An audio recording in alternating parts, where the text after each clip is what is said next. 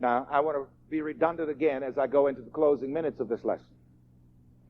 The Lord must honor my thought. Repeat that after me.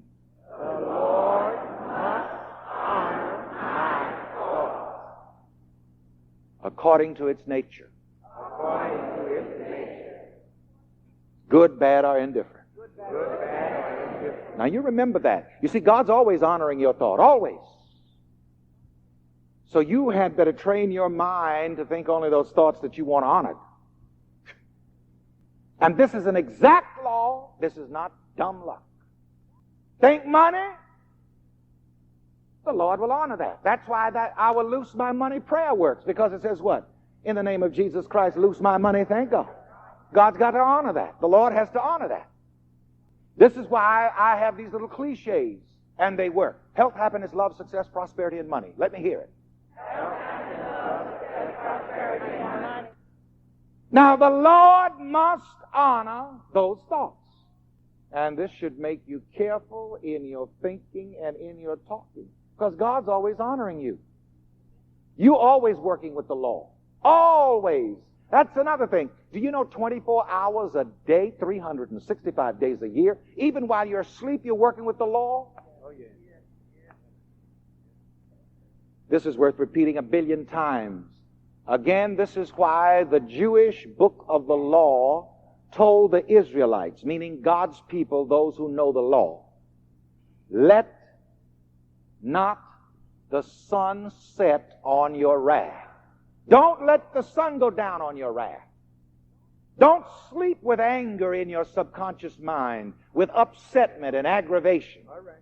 Why? Because, ladies and gentlemen, while you are asleep, the law of mind is working with your thoughts, Yes. working with your state of mind. This is why we are told again to forgive, to forgive, to forgive. And I'm going to tell you something else. By the way, remind me also, Betty, I hope you're making notes on these lessons. I must do a lesson or two or three on the law of forgiveness. But I'll throw this at you. And this is what I'm going to throw at you in this particular lesson when I get to it, the law of forgiveness. The only person you really need to forgive is yourself anyway. I've gotten to a point now where I never get past forgiving myself, because I find that when I forgive myself, I don't have anything against the next person. I say, I forgive myself for even getting in position for that SOB to do that to me.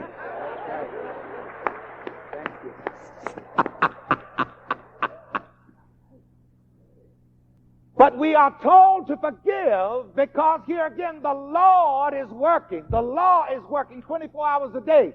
Any unforgiveness, aggravation, irritation, whether it is justified factually or not, the Lord works with that baby while you're asleep.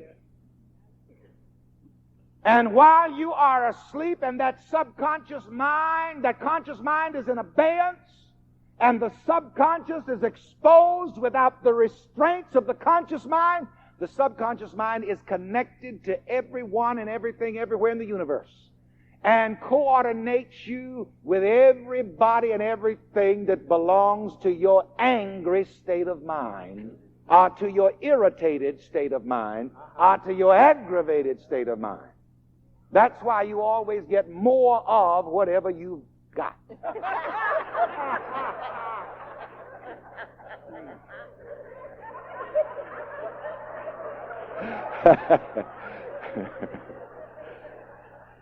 Got it. Whatever I've got in my mind, I always get more of it.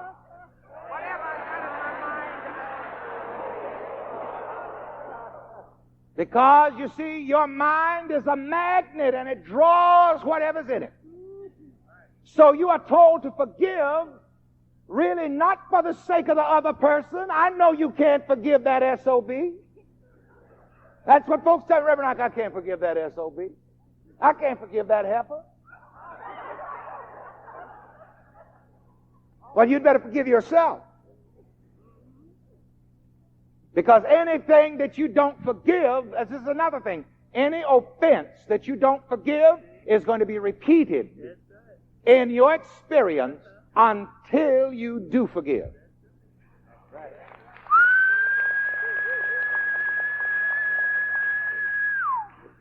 Now, what I really need to do when I get to forgiveness, I need to have 3 days and do it workshop fashion. And you'd be surprised the stuff that would come out of you. I want to repeat this. Anything that you don't forgive, any offense, whether justified, I don't care how justified, any offense that you do not forgive is rooted in your consciousness and will be repeated until you forgive. Now, I'm going to talk about reincarnation for a moment again here without endorsing it or taking any position on it. But it's interesting. The mystics say that you come again and again to this plane until you get rid of all your stuff.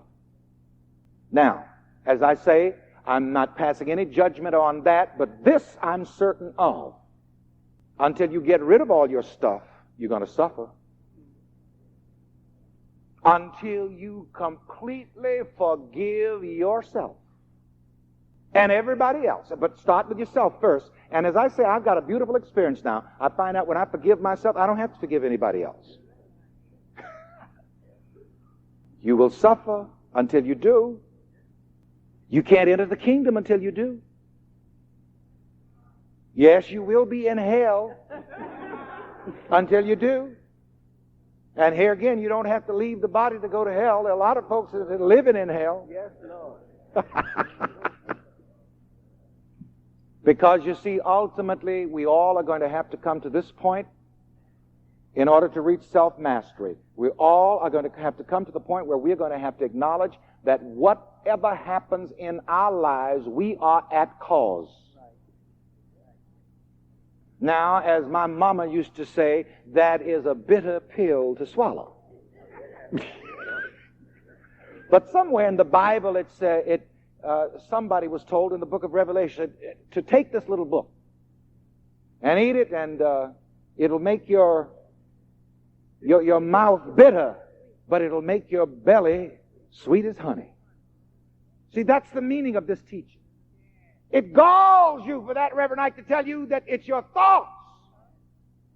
Oh, the nerve of that Reverend Ike. The white folks are doing this to me, and he's telling me I'm the cause. The president is causing all of this, and he's telling me the cause. Take this book. Eat it. It'll make your mouth better. But it'll make your belly sweet as honey.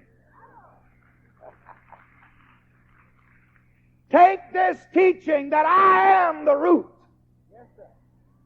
and the offspring. Eat it. Take this teaching that thoughts are things. Yeah, it'll gall you. It'll gall you to have to forgive somebody that you've been holding something against for 50 years. That will gall you. That will be bitter. Oh, but when you do, it will make your belly sweet as honey. And in the Bible, belly represents your feeling nature. When you forgive, you'll feel so good. When you understand the law, you'll feel so good. When you live by the law, you'll feel so good. Come on, let's stand and swallow this bitter pill. Let's work with this exact law in an exact manner and get exact results. I know I've been changed. I know I've been changed. I know I've been changed. The angels in the heaven changed my